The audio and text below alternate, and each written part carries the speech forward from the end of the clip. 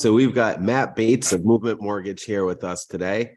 And Matt is one of the top loan officers in this part of the country. He's a beast, and he specializes in VA veterans reno loans. Well, renovation loans in general are fantastic loans to begin with. And the reason why I want to highlight VA renovation loans is because I've actually recently been speaking about them often with a couple of different veterans that have applied to get pre-approved. And one big thing that I keep hearing is that not a lot of lenders offer them. And we're excited to be one of the few that do offer them. The reason why they're so attractive is that you can really make your own inventory with renovation loans.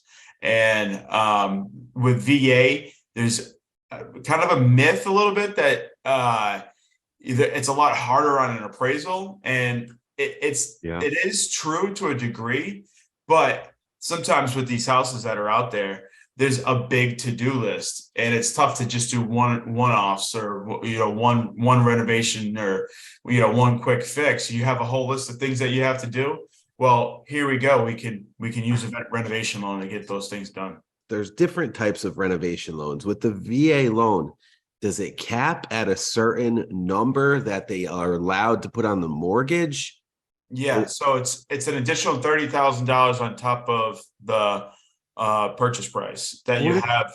What if you need more though? So $30K, I mean, doesn't go a long way. I mean, you could redo a kitchen, maybe do a bath. That maybe if you're really frugal and have the right contractors and supplies, a kitchen and a bath, maybe some flooring. I mean, that sounds pretty like cosmetic, right? It's interesting that you bring that up because the VA renovation loans that I've done, I haven't needed to go over $30,000. Okay. So what happens if you need more hasn't actually played out. If you're a veteran and you're looking to purchase a home that needs that much work, then you planned on having the cash available to fix those items. And because we're establishing a renovation, an escrow account to draw from post-closing to get these renovations done, I have a strong feeling that we'll be able to add to that with the customer's own funds bringing to closing. Two-part question. Number one, does the house have to appraise $30,000 higher with that renovation money after that to be done piece? Okay. And number two, can they pull out more than $30K? So part one, yes, the house has to factor in the renovation cost. So let's say you're buying a $500,000 house and you want to put a $30,000 renovation component on top of the $500,000 that you need to purchase the home. Yeah.